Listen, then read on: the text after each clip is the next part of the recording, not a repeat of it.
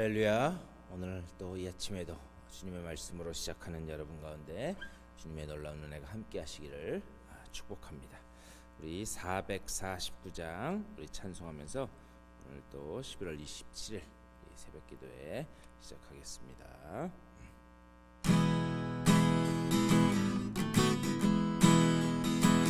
예수 따라가며 복음 순종하면 우리 행할 길 환하겠네. 주를 의지하며 순종하는 자를 주가 늘 함께 하시리라. 의지하고 순종하는 길은 예수 안에 즐겁고 복된 길이로다. 해를 당하거나 우리 고생할 때 주가 위로해 주시겠네. 주를 의지하며 순종하는 자를 주가 안위해 주시리라. 의지하고 순종하는 길은 예수 안에 즐겁고 복된 길이로다. 남의 짐을 지고 슬픔 위로하면 주가 상급을 주시겠네. 주를 의지하며 순종하는 자를 항상 복 내려 주시리라. 의지하고 순종하는 길은 예수 안에 즐겁고 복된 길이로다.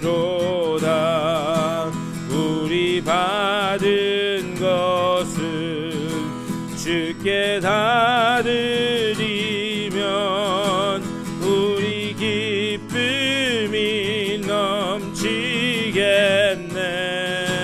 주를 의지하면 순종하는 자를 은혜 풍성케 하시리라. 의지하고 순종하는 길은 예수 안에 즐겁고 복된 길이로다. 주를 힘입어서 말씀 잘 배우고 주를 모시고 살아가세. 주를 의지하며 항상 순종하면 주가 사랑해 주시리라. 의지하고 순종하는 길은 예수 안에 즐겁고 복된 길. 의지하고 의지하고 순종하는 길은 예수 안에 즐겁고 복된 길이로다.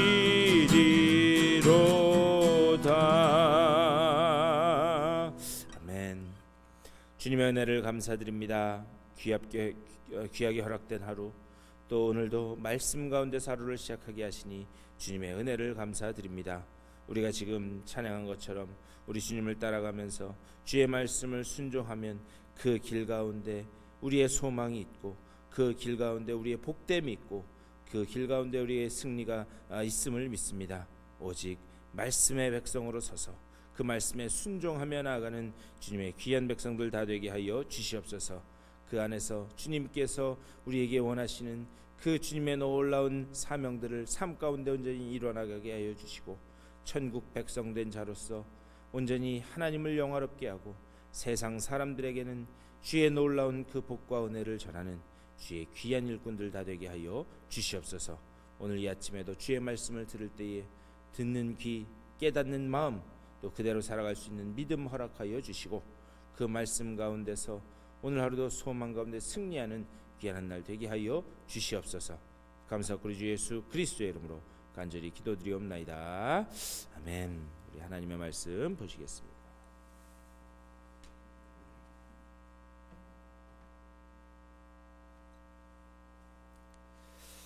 오늘 이 아침에 우리에게 주신 하나님 귀한 말씀은 우리 사무엘상 5장 말씀 보시겠습니다. 사무엘상 5장 1절부터 우리 5절까지의 말씀, 1절부터 5절까지 우리 화면 보시면서 우리 다 같이 한 목소리로 받들어 읽겠습니다.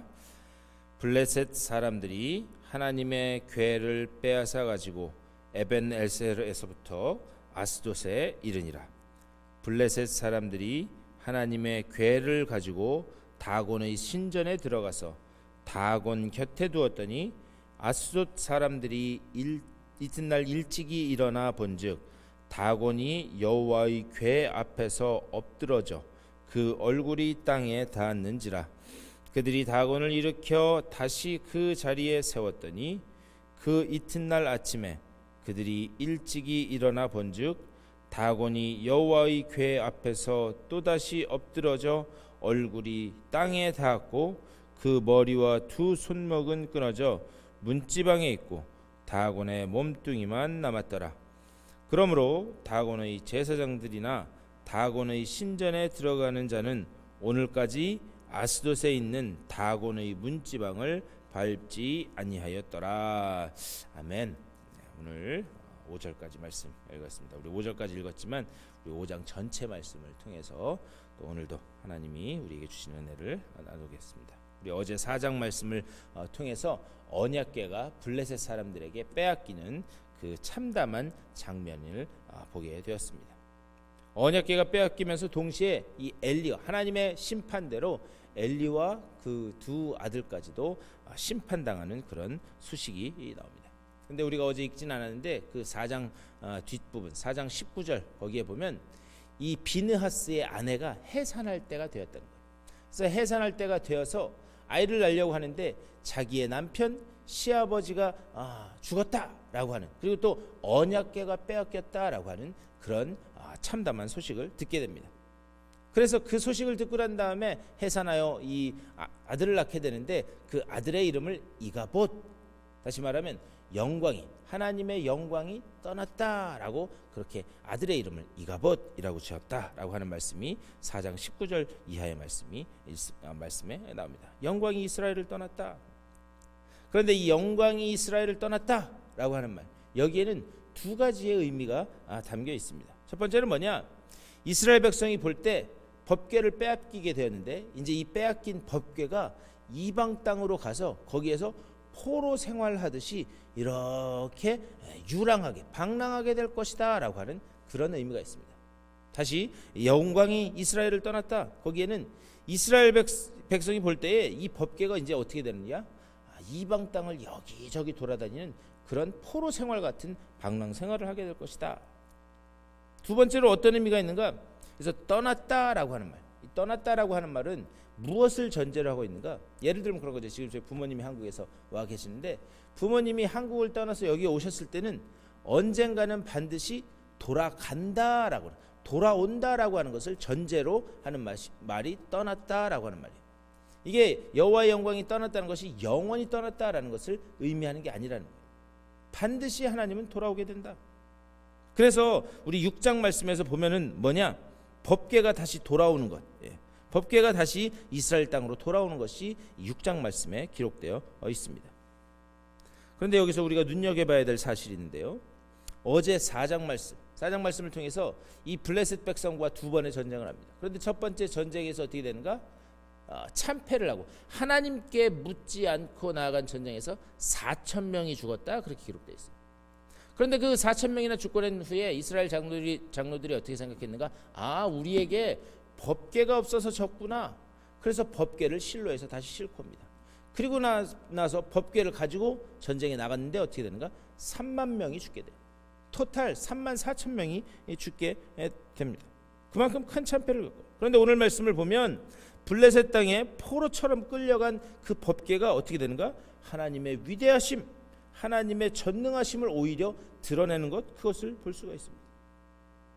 이것이 무엇을 이야기하는가? 하나님은 인간의 실패, 인간의 불신 속에서도 이방 땅에까지 하나님께서 만유의 주가 되심, 하나님께서 천지의 주관자 되심, 천지의 하나님 되심을 드러낸다라고 하는 사실이에요.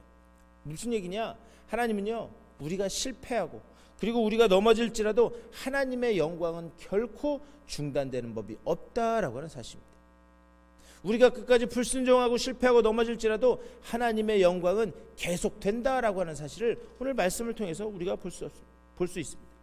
끊임없는 인간의 실패, 또 그 오욕의 역사를 꿰뚫고 하나님의 역사는 계속된다. 하나님은 이 세상을 경영하신다. 그것을 말씀하고 있어요. 오늘 이런 측면에서 오늘 이 5장의 말씀을 봐야 됩니다. 우리 1절에서 이렇게 말씀해요. 블레셋 사람들이 하나님의 궤를 빼앗아 가지고 에벤에셀에서부터 아스돗에 이르니라, 이렇게 얘기해요. 그런데 여기 1절에 에벤에셀, 여러분 한번 들어보셨죠? 이 에벤에셀 무슨 뜻인가? 하나님이 여기까지 도우셨다. 하나님이 여기까지 도우셨다. 그런데 이 에벤에셀이라고 하는 말은 기본적으로 승리하는, 이 승리의 자리에서 터져 나오는 그런 이야기입니다. 하나님께서 여기까지 도우셨다. 그런데 우리가 읽은 이 오늘 1절 말씀에 나와 있는 에벤에셀은 부정적인 의미를 담고 있습니다. 무슨 말인가? 하나님이 여기까지만 도우신 거예요. 과거를 돌아보면 하나님께서 여기까지 도우신 거지만 미래를 향해서 이 에벤에셀 단어로 볼 때는 하나님은 여기까지만 도우셨다. 그리고 하나님의 영광이 떠나간다. 하나님의 영광이 떠나가고 내일은 또다시 힘써 아주 고통스럽게 싸워야 될 내일의 일들이 산적해 있다라고 하는 그런 사실입니다. 하나님의 임재의 상징인 법궤가 블레셋 아스돗 땅으로 옮겨지게 돼요. 그런데 이 아스돗이라고 하는 곳은 어떤 곳이냐면 다곤이라고 하는 그 신의 신전이 있었던 곳입니다. 근데 이 다곤 신은 뭐냐? 곡식의 신이었어요. 곡식의 신, 풍요의 신이었습니다. 그런데 이 곡식의 신, 풍요의 신인 이 다곤 이 성전에 이 법궤를 갖다 놓은 거예요. 2절에서 그것을 말씀합니다. 블레셋 사람들이 하나님의 궤를 가지고 다곤의 신전에 들어가서 다곤 곁에 두었더니, 블레셋 사람들이 다곤 신 곁에 법궤를 놨다는 거예요. 그런데 그렇게 한 이유가 있습니다. 이 옛날 사람들은 전쟁을 할 때 자기들과 상대 나라의 싸움이라고 보지 않았어요. 어떻게 생각했는가? 자기들이 섬기는 신과 상대편 나라가 섬기는 신의 싸움으로 봤습니다. 그러니까 신과 신 간의 싸움으로 본 거예요. 그래서 만약에 전쟁에서 이겼다? 그러면 우리 신이 이겼다라고 생각한 겁니다. 우리가 전쟁에서 졌다? 그러면 우리 신이 상대편 신한테 졌다라고 그렇게 생각을 했습니다. 다시 말하면 다곤 신전에다가 여호와의 법궤를 갖다는 이유는 뭐냐? 우리 다곤 신이 저 여호와라고 하는 신을 이겼다. 그렇기 때문에 저 여호와라고 하는 신은 이제 우리 다곤 신을 섬겨야 된다라고 하는 그런 의미로 이 다곤 신전에 둔 것을 볼 수가 있습니다. 그런데 그 결과가 어떻게 되는가? 3절, 아스돗 사람들이 이튿날 일찍 일어나 본즉 다곤이 여호와의 궤 앞에서 엎드러져 그 얼굴이 땅에 닿았는지라. 그들이 다곤을 일으켜 다시 그 자리에 세웠더니, 아침에 일찍 일어나서 신전에 가봤다는 거예요. 그랬더니 어떻게 됐는가? 다곤 신상이 넘어져서 하나님의 궤 앞에 이렇게 엎드러져 있는 것 같은 그런 상황이 펼쳐졌다라고 합니다. 이것은 누가 다른 사람이 한 게 하나님이 하신 거예요. 하나님께서 비록 이스라엘이 참패를 겪도록 그렇게 하셨지만 이방 땅에서 오히려 그분의 존엄하심, 그분의 전능하심, 그것을 드러내고 있다는 거예요. 그것이 다곤 신이 여호와의 법궤 안에 넘어졌다라고 하는 그 장면으로 보여주는 겁니다. 그럼 하나님 말씀하신 거예요. 야, 이스라엘 백성아, 내가 능력이 없어서 진 줄 아느냐? 아니, 내가 저 신보다 열등해서 내가 진 줄 아느냐? 아니다. 나는 전능한 하나님이다. 이것을 이방 땅에까지 드러내기 위해서 다곤 신을 여호와의 법궤 앞에 이렇게 딱 엎드려져 있도록 그렇게 하신 거예요. 그런데 그 다음날 아침에 더욱더 해괴한 일이 벌어집니다. 4절 말씀. 그 이튿날 아침에 그들이 일찍 일어나 본즉 다곤이 여호와의 궤 앞에서 또다시 엎드러져 얼굴이 땅에 닿았고 그 머리와 두 손목은 끊어져 문지방에 있고 다곤의 몸뚱이만 남았더라. 다시 그 쓰러져 있던 신상을 이렇게 세웠습니다. 그리고 그 다음날 가봤더니 그 전날과 똑같은 일이 벌어져 있는 거예요. 다곤 신이 또 여호와의 법궤 앞에 넘어져 있었다. 근데 이번에는 더 끔찍한 일이 벌어집니다. 뭔가 그 다곤 이 신의 이 두 손목과 목이 끊어져서 문지방 앞에 있었다. 그렇게 이야기하는 거예요. 근데 여러분 오늘 한번 5장 말씀 오늘 하루를 통해서 5장 말씀 한번 읽어보셨으면 좋겠어요. 5장 말씀 전체를 통해서 가장 많이 반복되는 단어가 무엇인 줄 아십니까? 바로 손이라고 합니다. 손. 계속해서 이 손이라고 하는 단어가 5장에서 반복됩니다. 여호와의 손이, 그의 손이, 계속 손이라고 하는 단어가 반복됩니다. 그런데 이 하나님의 말씀, 이 성경 전체를 통해서 보면은 손이라고 하는 것은 어떤 사람의 능력이 나아가는 통로, 그런 의미로 쓰였어요.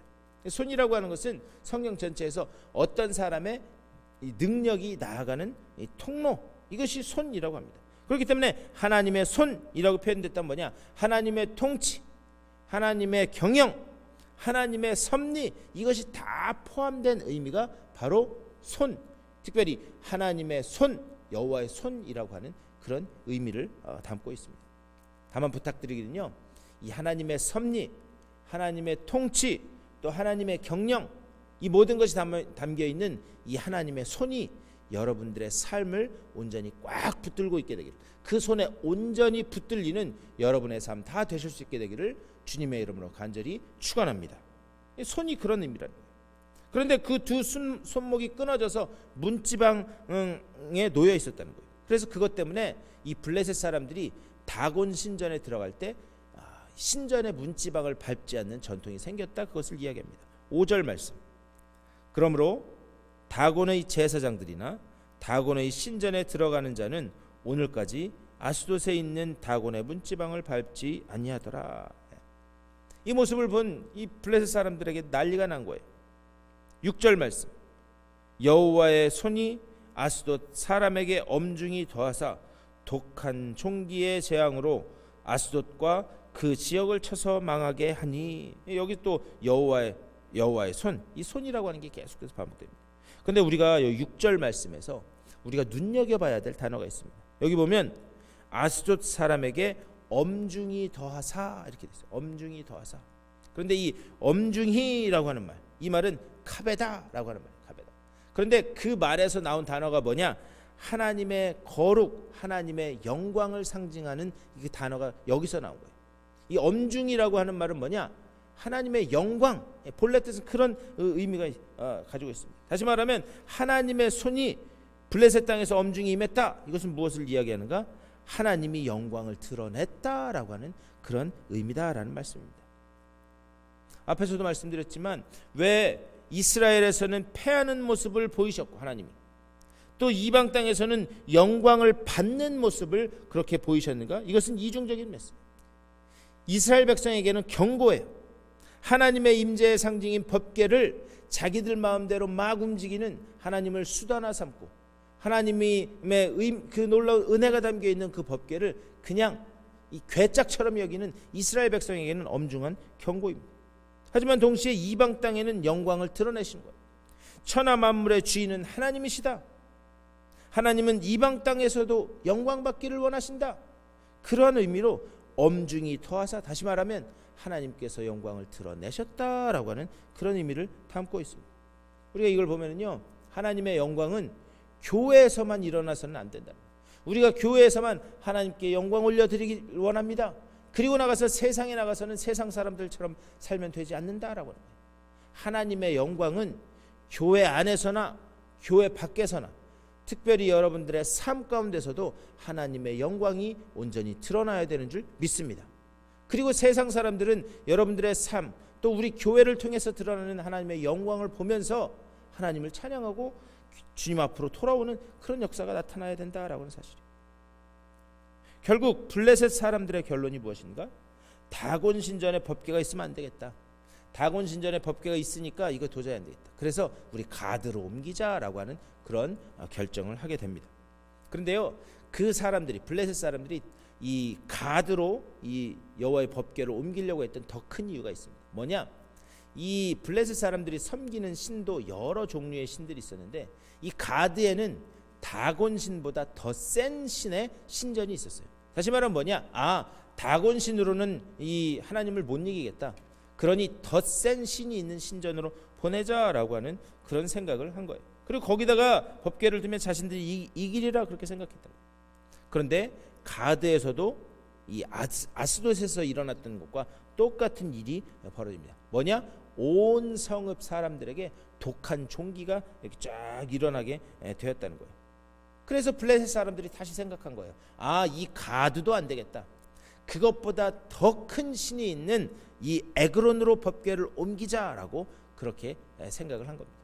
그래서 이제 에그론으로 법궤를 옮기게 돼요. 그런데 여러분 오늘 5장 말씀 한번 읽어보시면 알겠지만 이 법궤가 에그론으로 온다라는 소식을 듣고 에그론이라고 하는 그 성읍에 살던 사람들의 반응이 어땠는지 아세요? 10절 말씀입니다. 이에 그들이 하나님의 궤를 에그론으로 보내니라. 하나님의 궤가 에그론에 이른즉 에그론 사람이 부르짖어 이르되 그들이 이스라엘 신의 궤를 우리에게로 가져다가 우리와 우리 백성을 죽이려 한다.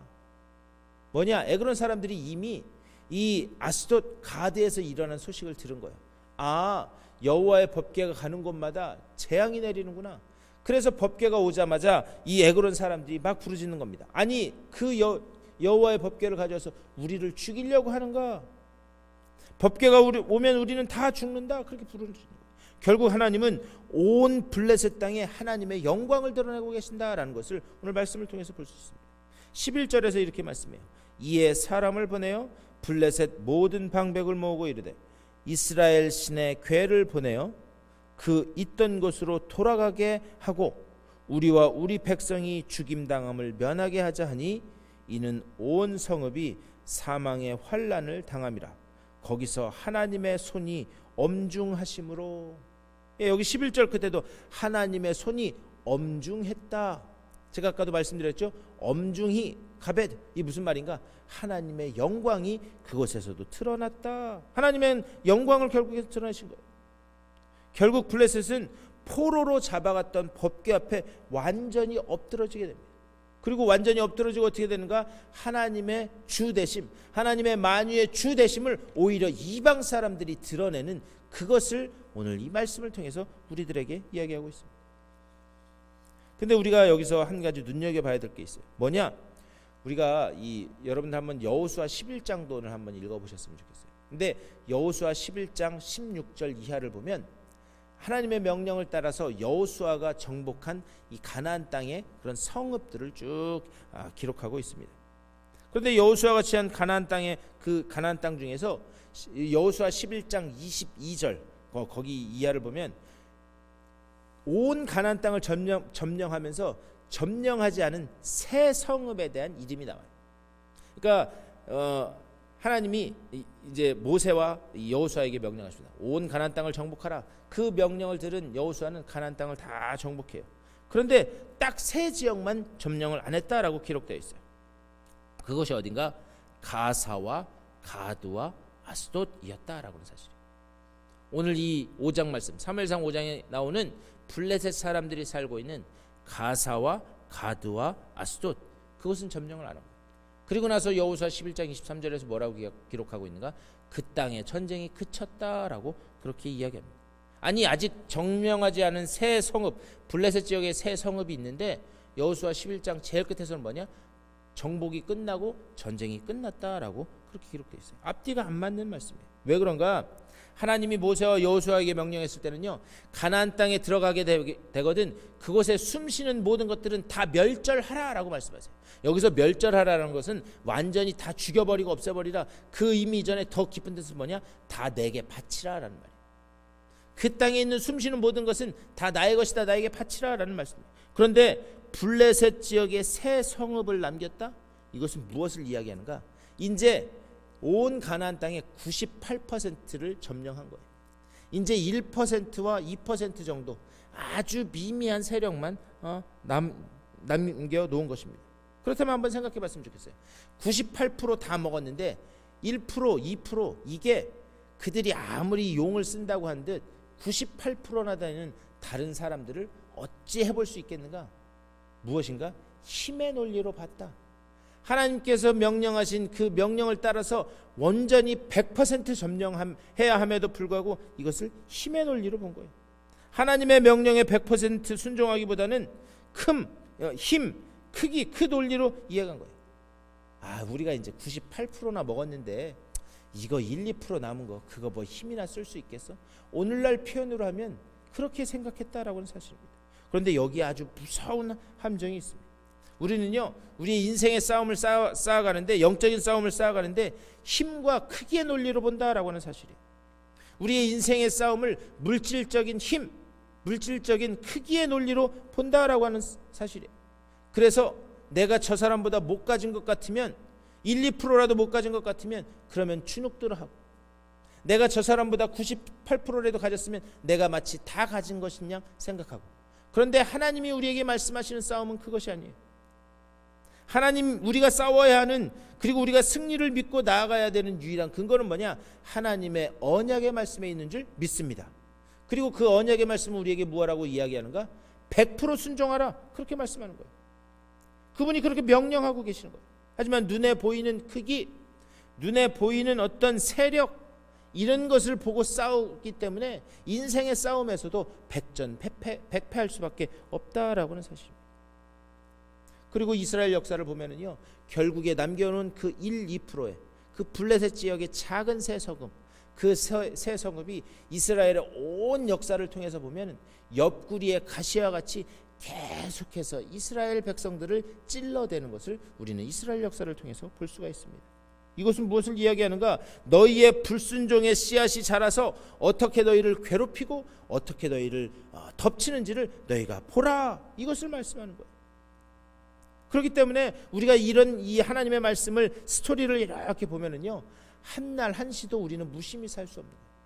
하나님이 우리에게 원하시는 100%의 순종, 그것으로 나아가지 않는다면 언제든지 그 불신의 씨앗이 우리 속에 남아 있어서 우리의 삶을 계속해서 옆구리에 가시처럼 찌를 수밖에 없다라고 하는 사실입니다.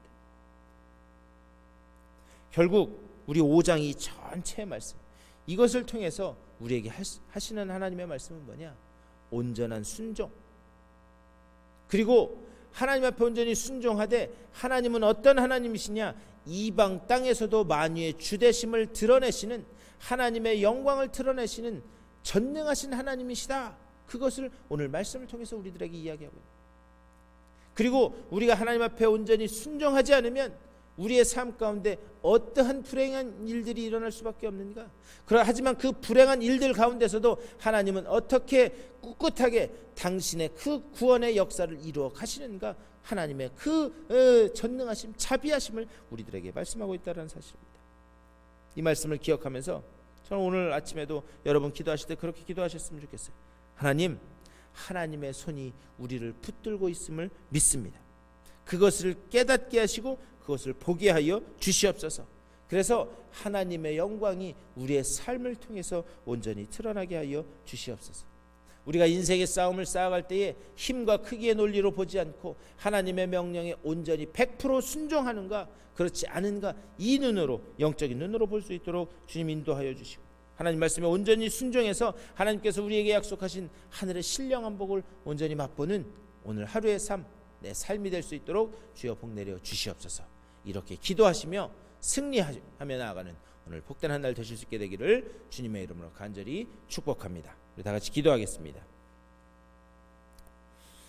주님, 우리가 이 세상 살아갈 때에 하나님의 영광은 온전히 교회를 통해서만 이루어지는 것이 아니라 이 온 세상을 통해서 이루어지므로 하나님은 전능하신 하나님, 만유의 주 되심을 볼 수 있는 영의 눈이 열려질 수 있도록 주여 인도하여 주시옵소서. 하나님의 이 말씀에 100% 순종하는 믿음의 백성들 다 되게 하여 주시고, 오직 우리의 불순종과 패역한 역사 가운데서도 하나님은 당신의 영광을 드러내기를 원하시는 것을 바라보며 불순종에서 순종으로 나아가는 순종의 백성들 다 되게 하여 주시옵소서. 인생의 싸움을 힘과 크게 논리로 보지 않게 하여 주시고, 오직 하나님의 명령에 순종하는가 그렇지 않은가 거기에만 집중케 하여 주시옵소서. 그래야 하나님의 말씀에 순종함으로 오늘 하루도 주님 주신 은혜로 승리하는 복된 날 되게 하여 주시옵소서. 오늘 하루도 기도로 시작하는 주님의 백성들 한 분 한 분 찾아가 주시고, 주님께서 은혜의 손으로 능력의 손으로 붙잡아 주셔서 일으켜 세워주시고, 오늘도 말씀 가운데서 승리하는 복된 날 되게 하여 주시옵소서. 감사하고 우리 주 예수 그리스도의 이름으로 간절히 기도드리옵나이다. 아멘. 오늘 말씀을 생각하면서 말씀을 붙들고 하나님 주의 말씀 가운데 승리하는 귀한 날 되게 하여 주시옵소서. 기도하시고, 또 여러분 자신을 위해서, 가정을 위해서, 여러분들 주변에 기도가 필요한 분들을 위해서 기도하시고 삶의 자리로 또 돌아가시도록 하겠습니다. 다 같이 한 목소리로 기도하며 나가겠습니다. 주님의 은혜를 감사드립니다. 오늘 하루도 아버지와 말씀으로 시작해 하여 주시고, 또 말씀 가운데서 하나님이 우리에게 하시고자 하시는 그 놀라운 아버지여 그 계획을 다시 한번 우리 생각해 하시니 감사를 드립니다. 주여, 주님께서는 주의 그 전능하심, 만유의 주되심, 이 세상을 경영하고 계심을 이 세상 가운데 온전히 드러내고 계시는 줄 믿사오니, 만유의 주되신 하나님 아버지 그 앞에 온전히 꿇어 엎드리게 하여 주시고, 하나님의 경영 앞에, 하나님의 통치와 섭리 앞에 온전히 순종하는 우리들의 삶이 될 수 있도록 주여 인도하여 주시옵소서. 아버지여, 주의 그 말씀에 온전히 순종하며 주님의 통치와 경영 앞에 온전히 무릎 꿇고 엎드려져 온전히 순종하며 나아가는 순종의 백성들 다 되게 하여 주시옵소서. 아버지여, 주님의 능력의 손이 우리를 붙들고 계심을 깨닫게 하여 주시고, 그것을 볼 수 있도록 우리들의 영의 눈을 열어주시고, 하나님의 영광이 내 삶을 통해 드러나고자 하는 그 하나님의 놀라운 그 계획의 눈이 열려져 아버지여, 우리 삶을 통하여 우리 몸을 온전히 주님 앞에 드려서 우리 삶을 통해 하나님의 영광이 온전히 드러날 수 있도록 주여 인도하여 주시옵소서. 인생의 싸움을 살아갈 때에 아버지여, 내 눈에 보이는 어떤 쾌기와 힘과 그런 세상적인 논리로 보지 않게 하여 주시고, 하나님의 말씀이 온전히 내 마음속에 자리 잡고 내가 그 말씀에 온전히 순종하며 나아가고 있는가, 아버지여, 거기에만 집중하는 우리들이 될 수 있도록 주여 인도하여 주시옵소서. 하나님께서 원하시는 온전한 순종의 백성 되어서 하나님의 그 놀라운 하늘의 신령한 복을 천국 백성 된 자로서, 하나님의 자녀 된 자들로서 아버지여, 주님께서 우리에게 주시고자 하시는 그 언약의 말씀, 그 신령한 그 놀라운 은혜가 삶 속에 누려질 수 있도록 주여 인도하여 주시옵소서. 오늘 하루도 기도로 시작하는 주님의 귀한 백성들입니다. 아버지여, 저들 한 분 한 분 주님 찾아가 주시옵소서. 위로가 필요한 이들에게는 주님의 품으로 품어주시사 위로하여 주시고, 아버지여, 주님의 지혜가 필요한 자들에게는 아버지여, 하늘의 지혜로 채워주셔서 주님의 그 말씀 가운데서 일어나는 그 지혜를 가지고 모든 어려움을 이겨나가게 하여 주시며, 아버지의 능력이 필요한 자들에게는 성령께서 부어주시는 그 능력으로 인하여 아버지여, 온전히 힘차게 일어나 승리하는 저들의 삶이 될 수 있도록 주여 붙잡아 주시옵소서. 하나님의 그 살아계심이, 하나님의 영광이 계속해서 저들의 삶을 통해서 드러나게 하여 주시되, 아버지여, 개인적인 문제들이 있습니다. 건강의 문제 있습니다. 주님께서 회복시켜 주시고, 가정의 문제 있습니까? 주님께서 가정되어 주시사 다시 일으켜 세워주시고, 또 이웃과의 관계의 문제가 있습니까? 주님께서 아버지여, 회복케 하시는 귀한 은혜를 맛볼 수 있도록 주여 붙잡아 주시고 인도하여 주시옵소서. 오늘 하루도 저들의 삶 가운데 주의 영광만 드러나고 주님께서 승리하게 하시는 귀한 역사를 맛보게 하여 주시옵소서.